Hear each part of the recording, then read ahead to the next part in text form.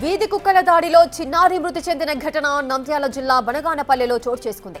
4 ఏళ్ల చిన్నారిపై వీధి కుక్కల గుంపు దాడి చేసింది.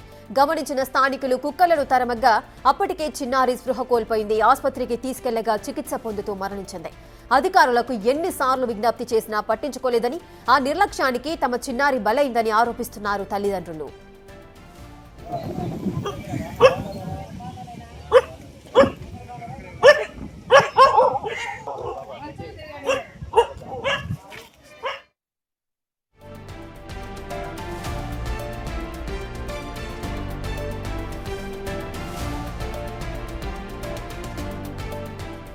7:30 ఆ బయలు అయింది సార్. కరెంటు పోయింది. 3 కుక్కలు ఎమ్మడిచ్చుకోవడం వల్ల అమ్మాయి కింద పడి స్కిడ్ అయి పడిపోయింది. ఎమ్మడితే హాస్పిటల్కి వెళ్ళి కుక్కలు కూడా మొత్తం పట్టేయండి సార్. పుణ్యం ఉంటుంది. చాలా ఇబ్బంది అయింది. స్కూల్ కూడా ఉంది సార్. స్వీట్ దగ్గర లేనికి ఏమైంది సార్. 7:30 అవుతుంది. కరెంటు పోయింది. దాంట్లో ఈ గ్రామం మీద కుక్కలు ఎక్కువైనాయి. ఏ చిన్న పిల్ల పోయినా కానీ కుక్కలు దాడి చేస్తున్నాయి.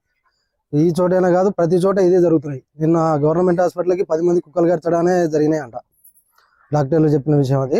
మాకు స్కూల్ ఉండడం వల్ల ఈ స్కూల్ పిల్లలు కూడా దాడుతుంటారు చాలా మంది. వాళ్ళకి ఏదన్నా కానీ తగలకుండా ఆ స్పీడ్ బ్రేకర్లు వేసి కుక్కల్ని ఏం లేకుండా చేయండి.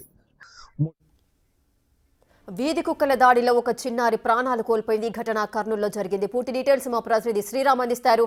శ్రీరామ్, దీనికి సంబంధించిన పూర్తి డీటెయిల్స్ ఏంటి? అసలు ఈ ఘటన ఎప్పుడు చోటు చేసుకుంది? నంద్యాల జిల్లా కైపా గ్రామంలో కుక్కల దాడిలో 4 సంవత్సరాల చిన్నారి మృతి చెందిన ఘటన తీవ్ర విషాదం నెలకొంది. గ్రామంలో నిత్యం కుక్కల స్వైర విహారానికి ఎవరొకరు ఈ విధమైనటువంటి గాయాలు కావచ్చు లేదా స్వల్ప గాయాలతో బయటపడి హాస్పిటల్కి వెళ్తున్నటువంటి పరిస్థితి. కానీ ఈ రోజు రాత్రి 4 సంవత్సరాలు మధుప్రియ కుక్కల దాడికి తమ తల్లి ఆ వీధిలో వెళ్ళిందనేటటువంటి నేపథ్యంలోనే ఆ రోడ్డు మార్గం ద్వారా వెళ్తున్న సమయంలో ఒక్కసారిగా రోడ్డు మీద పడిపోవడం జరిగింది. పడి లేచేలోపే కుక్కలన్నీ కూడా చిన్నారి మీద దాడికి పాల్పడ్డాయి. దాడికి పాల్పడిన సమయంలో సమీపంలో ఉన్న ఆ పబ్లిక్ చూసినప్పటికీ అక్కడికి వెళ్లేలోపే ఆ చిన్నారికి తీవ్ర గాయాలు కావడం, అక్కడి నుండి బనగానపల్లె హాస్పిటల్కి తీసుకెళ్లే లోపు చికిత్స అందిస్తున్న సమయంలోనే మృతి చెందినట్లుగా డాక్టర్లు నిర్ధారించినటువంటి పరిస్థితి. అయితే ఈ ఘటనతో గ్రామంలో కంప్లీట్ గా విషాద ఛాయలు నెలకొన్నాయి. నిత్యం ఇలాంటి ఘటనలు తమ గ్రామంలో వీధి కుక్కల స్వైర విహారం వల్ల భయాందోళనకు గురవుతున్నటువంటి పరిస్థితి. అదేవిధంగా నంద్యాల బనగానపల్లె వైపు నుండి ద్విచక్ర వాహనాల మీద వెళ్లే పబ్లిక్ మీద కూడా పెద్ద ఎత్తున కుక్కలు దాడికి పాల్పడుతున్నాయి.